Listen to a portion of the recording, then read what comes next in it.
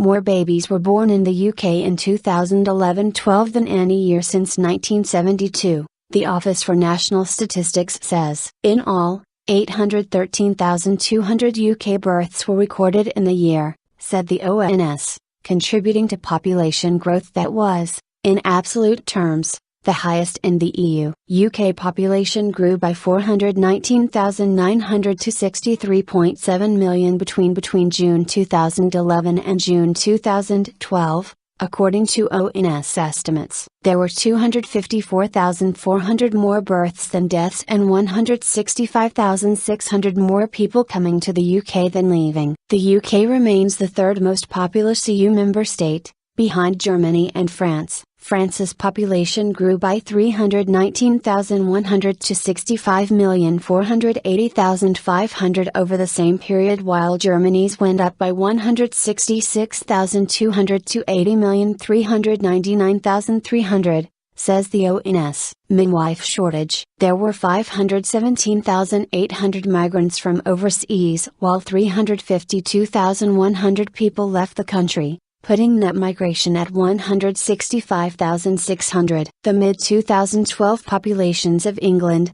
Scotland, Wales and Northern Ireland are now estimated to have been 53.5 million, 5.3 million, 3.1 million, and 1.8 million respectively. London's population has surged by 104,000, with high birth and immigration rates. Together London, South East and East England accounted for 53% of growth across the UK in the year, while Scotland, Wales and Northern Ireland jointly accounted for 8%. More than 51,000 people moved out of London, largely to the southeast and east of England, the ONS data shows. London recorded net international migration of 69,000, the highest of all regions. Northern Ireland had the lowest net migration growth of about 400. The ONS said. The capital also recorded 86,000 more births than deaths in the past year, while Scotland notched up 4,200 more births than deaths. Al Mimmet, of campaign group Migration Watch,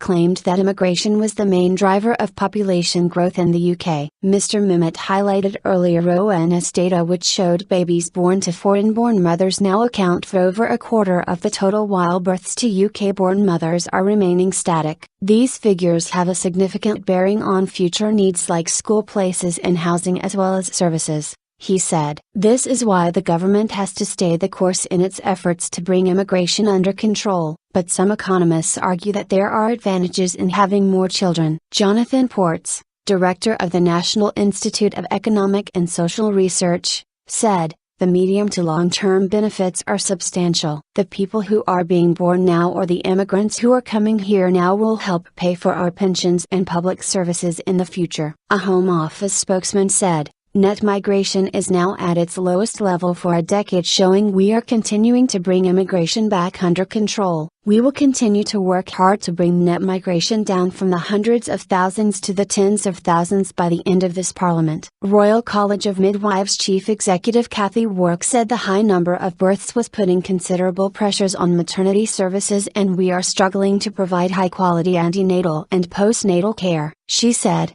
England remains around 5,000 midwives short of the number required to provide mothers and babies with the high-quality service they need and deserve. Maternity care is the earliest health intervention of all, and getting care right for mothers and babies is a vital part of supporting families and building a foundation for good health in later life. In January, Health Minister Dr. Dan Poulter said there had been a historical shortage of midwives, but he added, "The number of midwives is increasing faster than the birth rate." There were 581,800 more children aged 6 and under in the UK in mid-2012 than in mid-2001, but because of lower birth numbers around the turn of the millennium, the number of 7 to 16-year-olds is 453,300 less than mid-2001. At the other end of the population tree, the number of men aged 75 and over has increased by 26%, since mid-2001 compared with a 6% increase for women. The ONS put this down to positive changes in male smoking habits and advances in health treatments for circulatory illnesses. Male occupations over the same period have also become less physical and safer,